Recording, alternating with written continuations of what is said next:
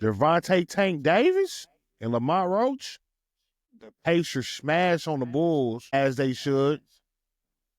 And the Colts are thinking about signing who? We're going to talk about it all in this episode coming up. Let's go. First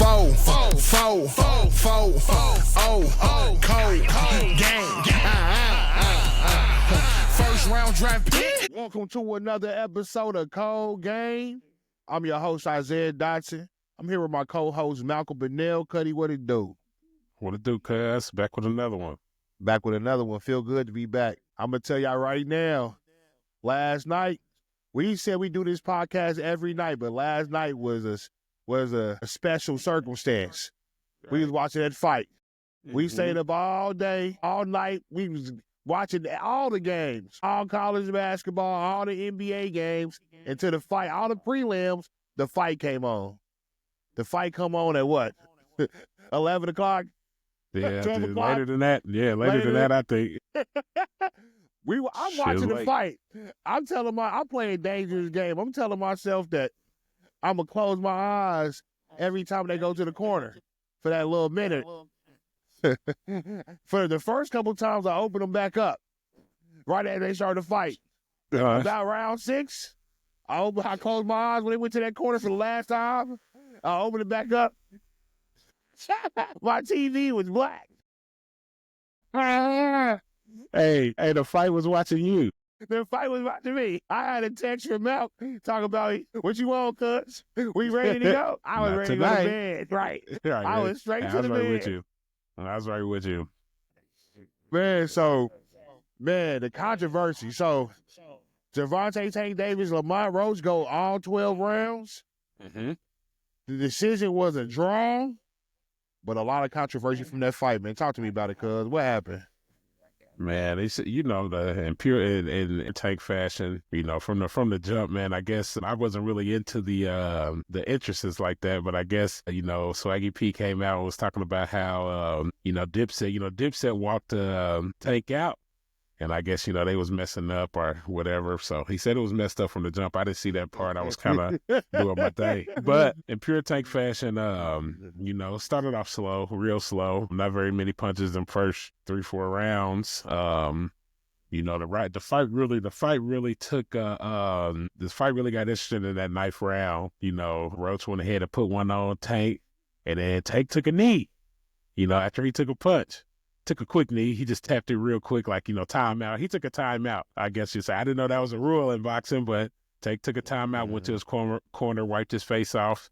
They continued to fight, and they started to throw him really in that 9th round on out, and then I feel like in that 12th round, like the last minute, I felt like Tank was running. In my mind, I think he felt like he had won the fight, so he was just like, let me run this out and, get to them scores. So the judges got to calling that score out, and they said it was a draw. Both fighters were shocked. I think Tank really in his mind thought he won, and Roach was probably the true winner, I mean, if you want to be honest. So Tank went ahead and said that he just got his hair did, and he had some gel and grease dripping in his eyes, and his eyes was burning, so he had to take a timeout. I'm like, I didn't know. I don't think that's a rule, Tank, so I don't know how they got past counted that as not a knockdown. I don't know. I mean, I feel like he at least should have got points taken away. I don't know, but you can't take a knee in the middle of a fight. You know what I'm saying? And that's a down. You downed yourself. So if they counted that as a knockdown, it would have for sure been a Roach. It wouldn't have been a question that Roach would have won that fight. So Roach was upset. I mean, he felt like he was robbed, which he was. I was talking to my dad about this tonight, and he was just saying,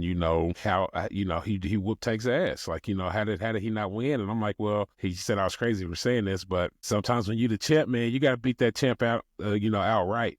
He's like, that's not a rule. That's like an unwritten rule. Like almost when you got a superstar, say Kobe Bryant, LeBron James, whoever, driving to the basket, and somebody tap him a little bit, that's a superstar foul. There's a thing between a regular foul and a superstar foul. So just like in boxing, you fighting the champ, you got to really defeat the champ. So, and I think he did defeat the champ. There was I think this brings the hype for Roach Tank round 2. So we'll see how it goes, but it ended as a draw, which now Tank isn't undefeated no more. He has a draw on his record. Well, he really should be happy because he should have an L on his record. He should be very happy because I just go back to the basics. The rules are the rules. Mm-hmm. You take a knee, that's a knockdown. It's a knockdown. So it should have been points taken away for that. I think Lamar Roach fought tremendously. Roach, he was landing more power punches, and Tank Davis didn't fight to the standard of Tank Davis that we're accustomed to seeing. So, fight number 2 is definitely happening, but no excuses, man. You know, hey, I don't care what was in your eye. I don't care if it was a fly or you know, whatever flew through the air, an eyelash. You better close that motherfucker. You better close it. That's divine intervention. That's just all part of the game. And so you take that knee, you take them points. And so that didn't happen. So that will always be controversy. I believe in playing fair. If that had happened to Lamar Roach, it would have been considered a knockdown. And the fact all day. The fact of the matter is, Lamar Roach threw that punch and it clipped his chin, and he took a knee immediately after. That's a knockdown. That's a knockdown. You're recovering. And if anything, he knocked the juices out your head. Yeah. He knocked them juices and berries loose. It got Right. me dripping. Right. And so that was the result of him going upside your head, that juice dripping in your eye. So, therefore, you had to take a knee because it had you scattered in the membrane. You know, you had to recover from that punch, and therefore, that's a knockdown. So, it's definitely going to be controversy behind that. He should have took the L, but it didn't happen, so run it back. Run it back. I'm confident that the true winner will be determined during the second fight, whether that's Tank or Lamar Roach, because they both, the way Lamar fought, he fought like he knows what he's doing. And Tank, he fought timidly. So you got to get the people's respect back. For real. And before the fight happened, they showed a video of Tank and Roach fighting as, kids. They was like 12 or 13 years old. And Tank won that fight, but that was by decision too. It was a close fight, even as kids. So I think we're just seeing Roach now as he's the best, he's the biggest and the best matchup for Tank. I don't want to see Tank fight anybody else. You know what I'm saying? Because if you do, then I'm considered that's you running. You know what I'm saying? Y'all both after the fight said, let's run it back. We both want to run it back.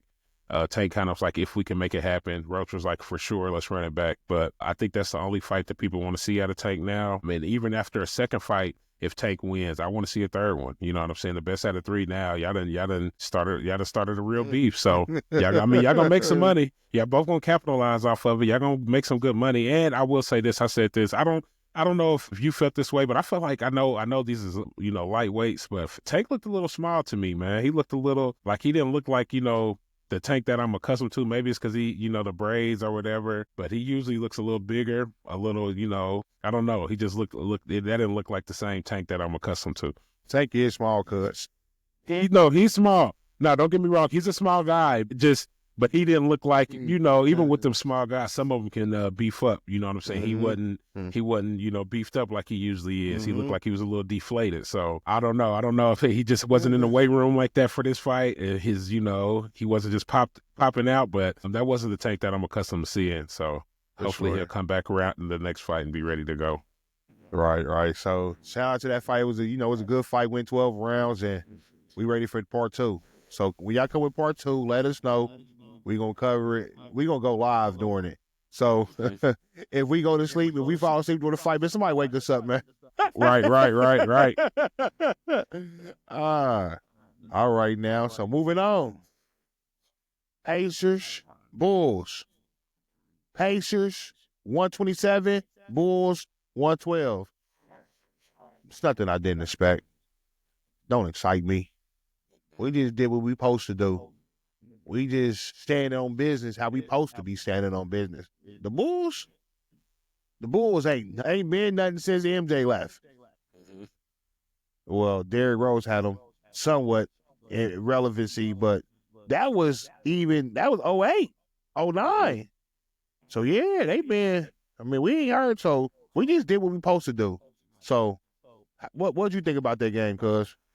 It's always good to win, and it's when you're expected to win, that's what you're supposed to do. So shout out to the Pacers for going out there and handling business. One stat, just looking at the box score, one thing I like to see is Aaron Neesmith, 27 points, 5 rebounds, 1 assist. I don't know if he, called that his coming out party, but that was a big game for Neesmith. I mean, even though it was against the Bulls, but that just shows that he can play at that high level. But like you said, because the Bulls, I don't know what they're gonna be doing out there in Chicago. I don't know what their plan is. I'm glad you said that, because about Aaron Neesmith, him having a good game, because that just brings us to a much bigger point that we've been stating multiple times on this podcast. The Pacers are deep. We have a deep team. We don't know who's gonna kill that night. It could be anybody. Anybody. That's the fifth person that we've been talking about killing nightly. Mm-hmm. One night it was Miles Turner. One night it was Halliburton. One night it was Pascal Siakam. The other night it was Automatic Mathematic. Tonight it's Neesmith. So just keep signing, keep doing your thing. It was nice to see us bounce back from that loss to Miami. So the next game, do it again. That's all I can say. Stack them up. And one win don't excite me. It excites me when you start getting fucked.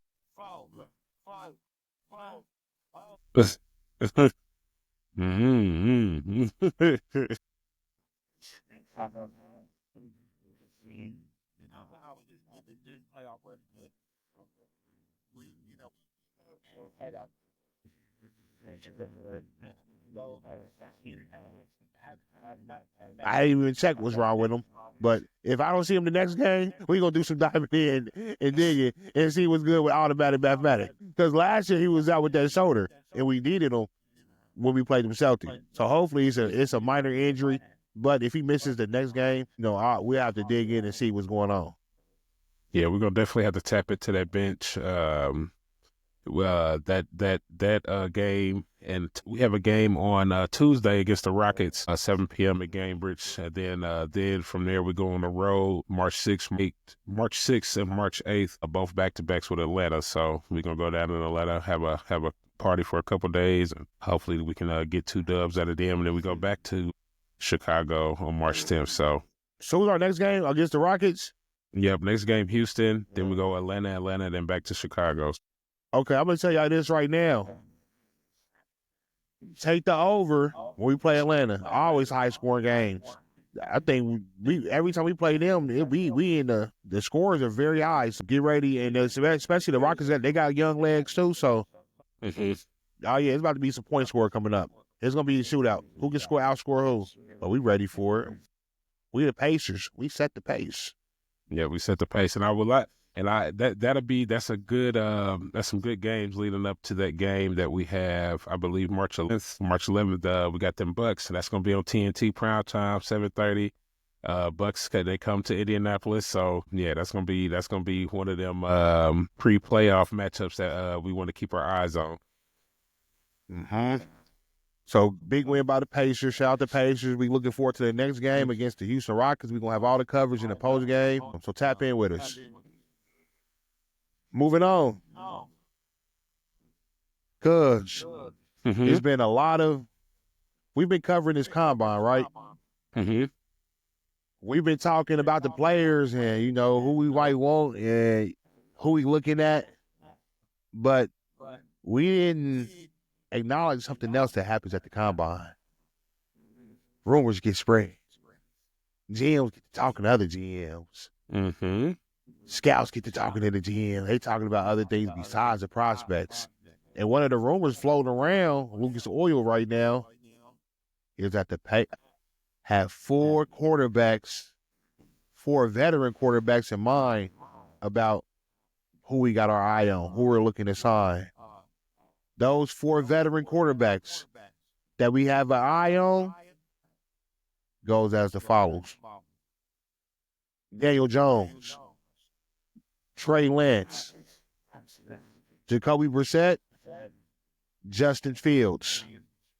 Do any of those names pique your interest? I mean, no. Not really. I mean, no, they don't. Say them names one more time for me, cuz. Give me them names. Roll them back. Justin Fields, Trey Lance, Daniel Jones, Jacoby Brissett.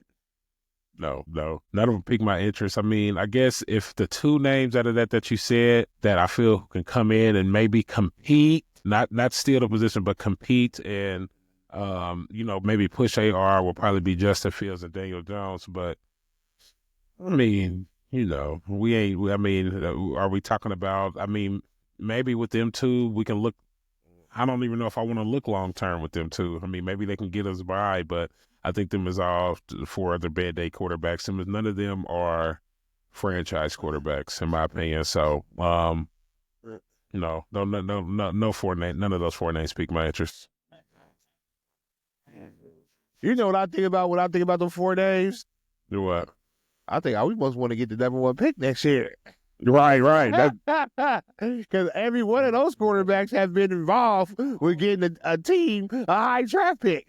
Yeah, absolutely. So that's automatically what I'm thinking. You're not taking next year seriously. We can't be. Daniel Jones, he's horrible. That's the reason why the Chargers are drafted where they're drafted this year. Because he got it popping off for him. Oh, we're trash.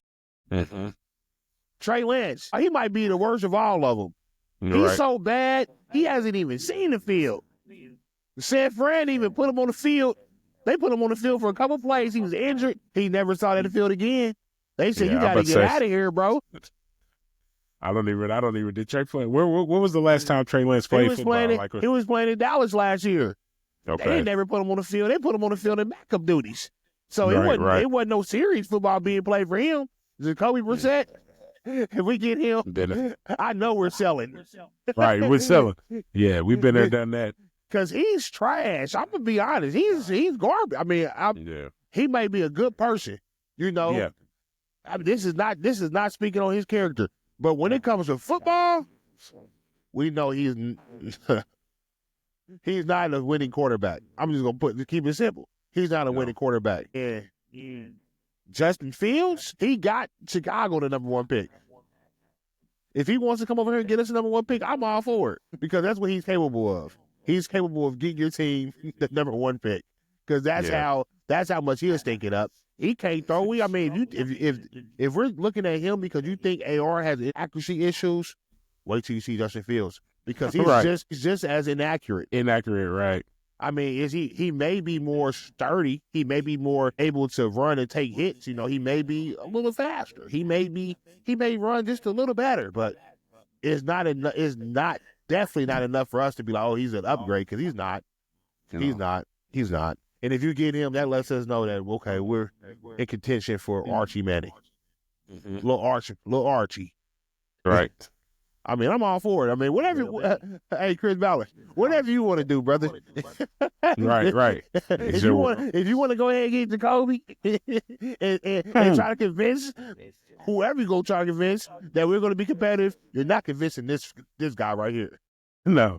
I promise you. You pick any one of those 4 quarterbacks, Jacoby, Trey Lance, Justin Fields, or Daniel Jones, you're not convincing me. I know we're going to suck. We're going to cover it. We're going to be here all season long, but hey, you be preaching to. Right. Yeah. Would you? So you're not feeling none of them, huh, cuz? None of them. Don't listen. Make them move in silence. I think you said it. You said it best, cuz I think one of my favorite quotes that I heard you say on this podcast was Chris Ballard. With all due respect, pardon my French toast, but shut your pie hole. You know what I'm saying? Be quiet. Why even bring that up? You just say, hey, man, we're working on something. Don't come out there and say, hey, one day say, hey, man, we're bringing competition in for AR. We gonna get some competition in that quarterback room. And then come out and say, yeah, we bringing in Daniel Jones. We bringing in Jacoby Brissett, Trey Lance, Justin Fields. I mean, come on, man. What are we talking about here? I'm all set. We bringing those guys in.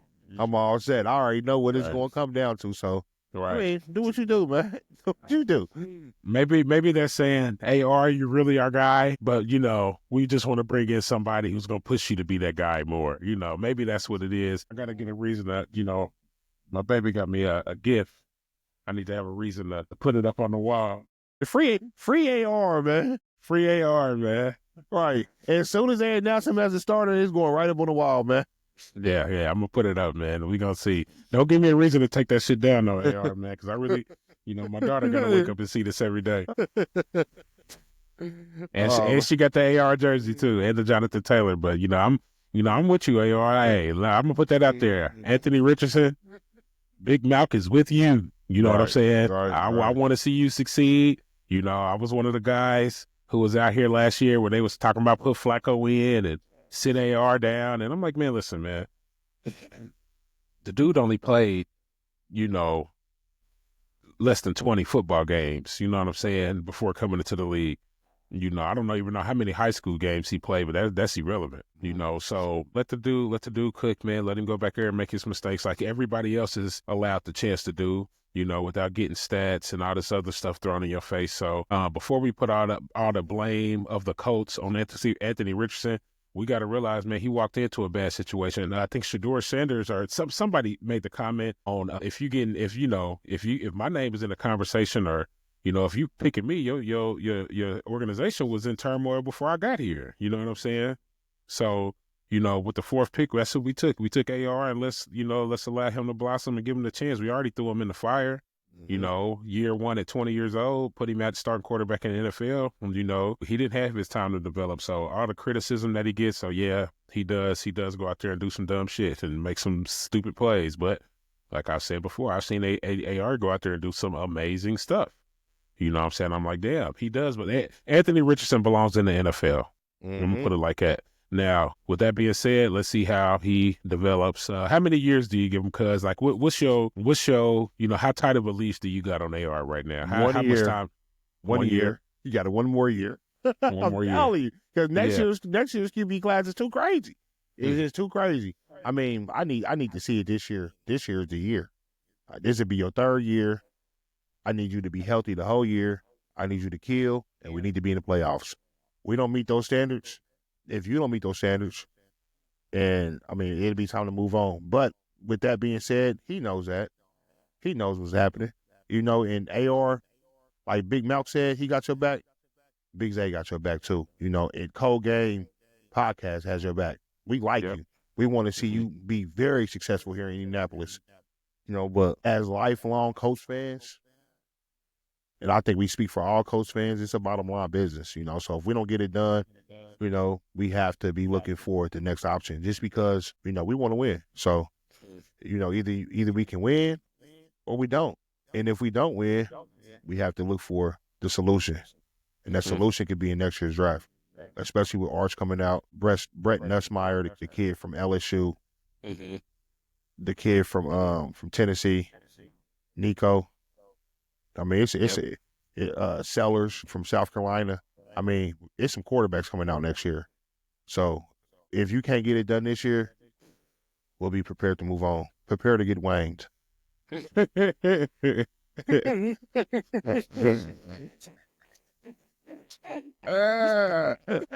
Hey. Facts. All right. Girls State Championship this weekend. We was covering it here on the podcast. We let you know who was in the state championship. Matt, what happened? Girls State Championship. Like I said, I keep my eye in on them higher tiers. So we had Warsaw versus Lawrence North in the 2025 IHSAA 4A Girls State Championship. Lawrence North came out victorious, winning 65-59. The Warsaw team was tough though. They was 26-2 this year. Shout out to them girls of Warsaw community. They just ran up against a tough LN team. It looks like we had leading scorer for LN that game was Kadira Butler with 20 points, 8 rebounds. So shout out to her. A couple other names that we had out there. We had Jemiah Thomas with 14 points, Kaylia Bentley with 12 points, and then a host of other players who got in that box. And then for Warsaw, We had Brooke Winchester with a big game, 20 points. So shout out to them girls, man. You know, it's always a good thing when you win a state championship. That's not a easy thing to do, you know, and I'm speaking from experience on that. So shout out to them girls. I hope y'all college recruiting goes well and y'all find yourself somewhere y'all want to be next year to those seniors. And then to them juniors, sophomores, and freshmen, it's time to, you know, get back on that grind and reload. The state championship motto is the offseason starts the day after we win. So enjoy y'all. I hope y'all can probably take this Sunday off, but Monday y'all back on that grind, man. Get in that gym, get in that weight room, and, you know, get your body right for next year. Shout out to LN, shout out to Lawrence Township, bringing the state championship to that community. And then also a shout out to Lawrence North head coach Stephen Thomas, a Cathedral graduate, a 2-time City Player of the Year, get a championship over there with LN.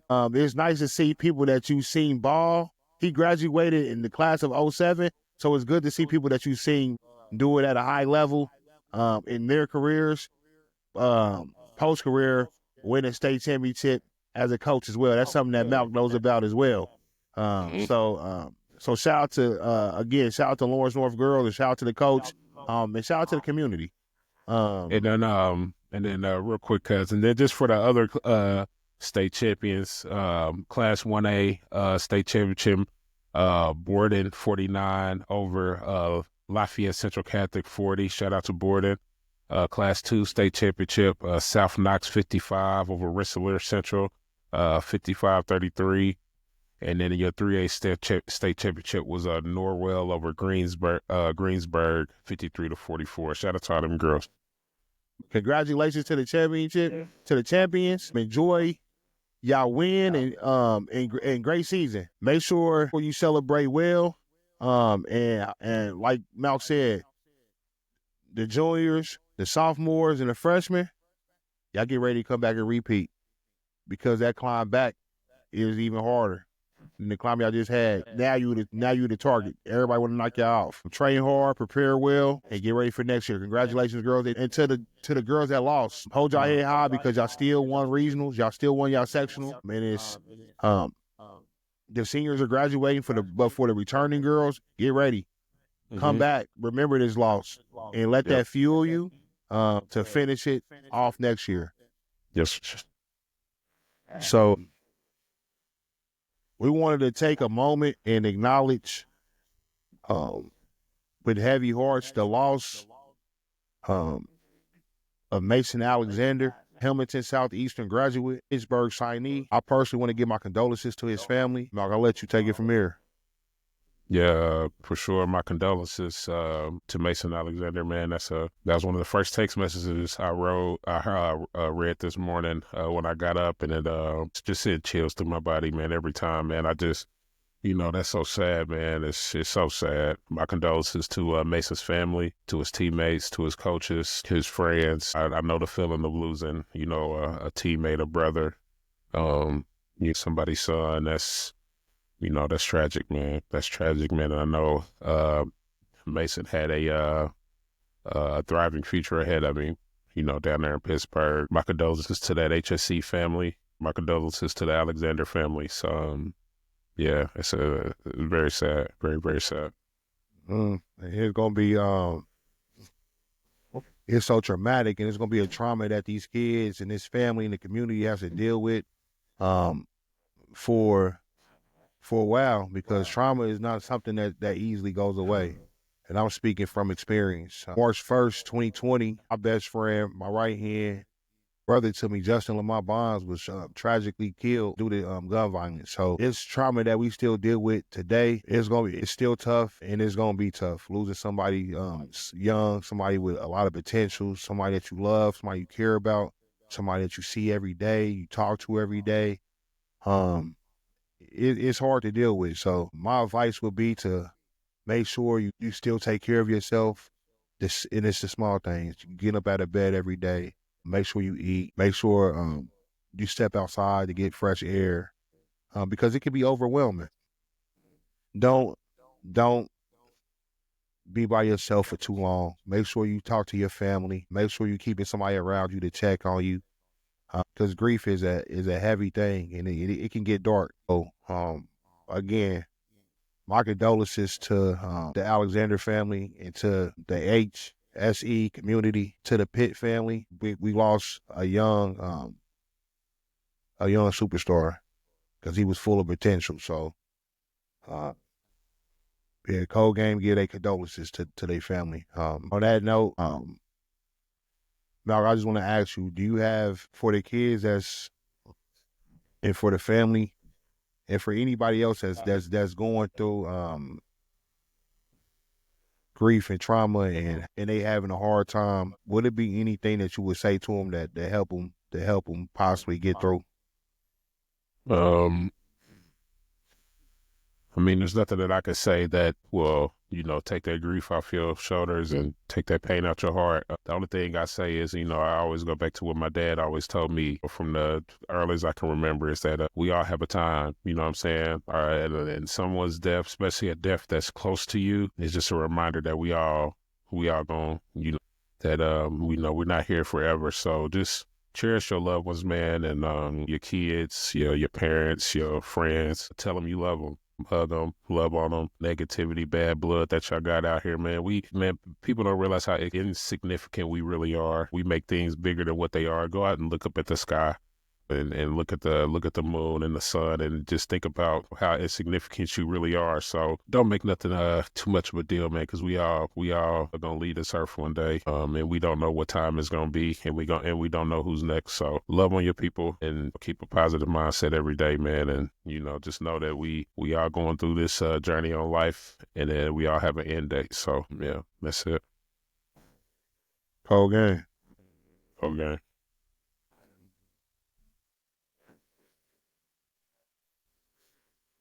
Cold